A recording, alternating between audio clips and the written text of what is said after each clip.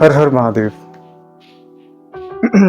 अभी कुछ दिनों पहले मैं एक वीडियो देख रहा था। बहुत ही पॉपुलर हैं आजकल, एक आचार्य प्रशांत नाम है उनका।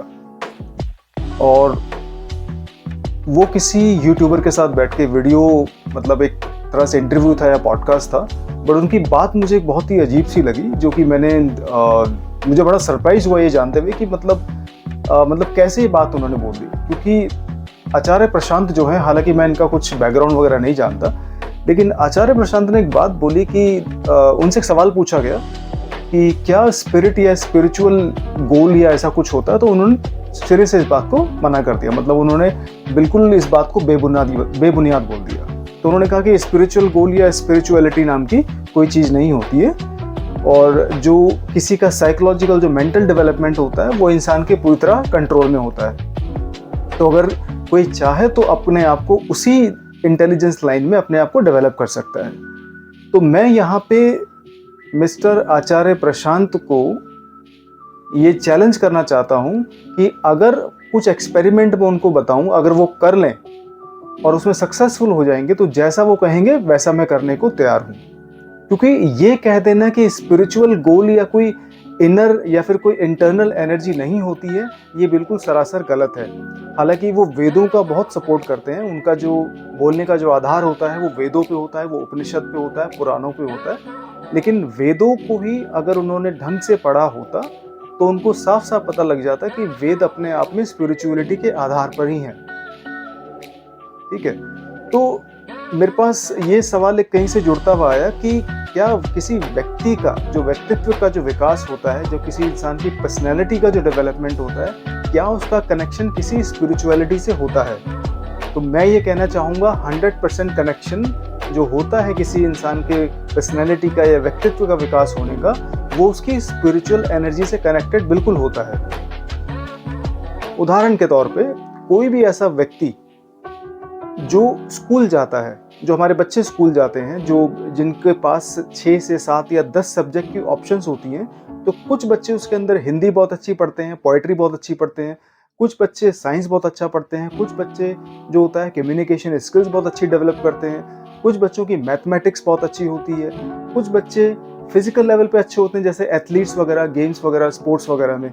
तो ये जो वैरायटी होती है किसी इंटेलिजेंस को डेवलप करने की, ये जो होती है ये इंटरनल होती है, ये बाहर से डेवलप नहीं हो सकती। एजुकेशन का मतलब ही होता है to bring outside, not to bring inside. Education का मतलब होता है कि आपको अपनी कोई ऐसी क्वालिटी या जो अंदरूनी आपकी काबिलियत है, जो क्षमता है, उसको आपको बाहर निकालना है। That is the meaning of education.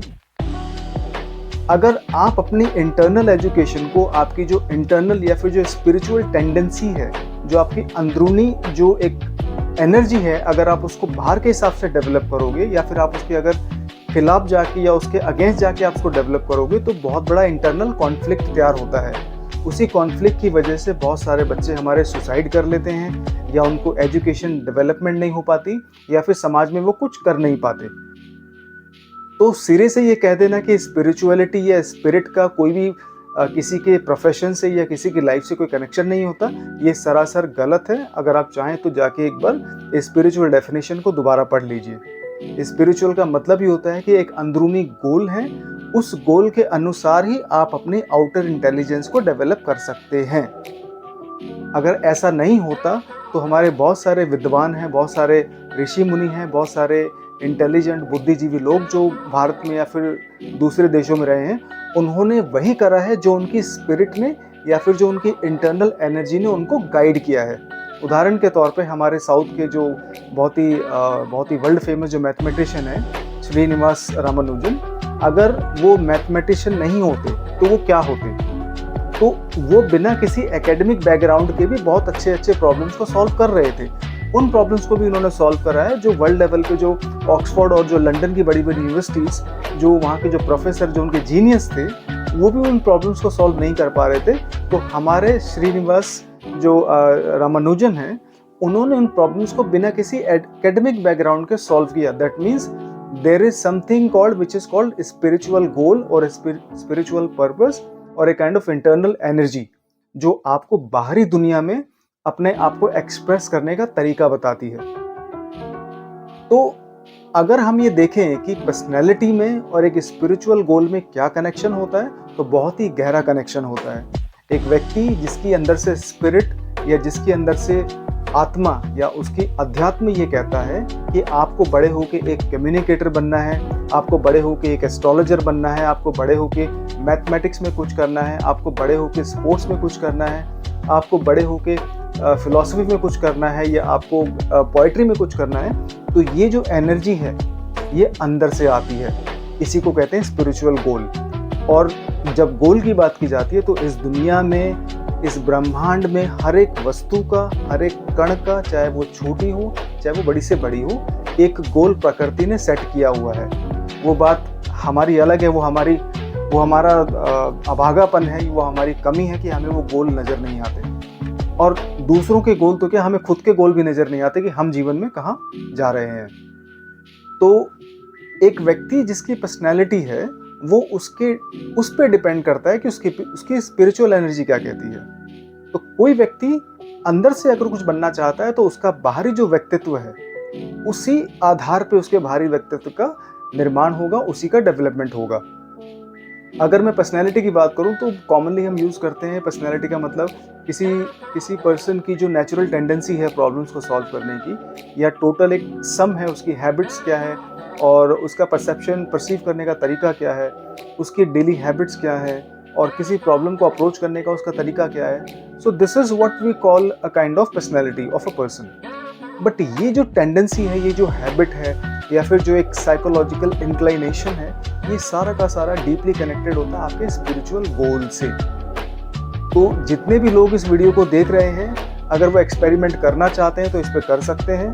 अगर आपको मैथमेटिशियन बनना है तो आप पोएट नहीं बन सकते, अगर आपको पोएट बनना है तो आप एस्ट्रोलॉजर नहीं बन सकते, अगर आपको एस्ट्रोलॉजर बनना है, आपकी इंटरनल एनर्जी, आपकी स्पिरिचुअल एनर्जी आपको क्या कहते हैं एस्ट्रोलॉजर या पोएट या मैथमेटिशियन बनने के लिए मजबूर करती है, तो फिर आप एक दूसरी फील्ड में नहीं जा सकते। ये बिल्कुल फिक्स है।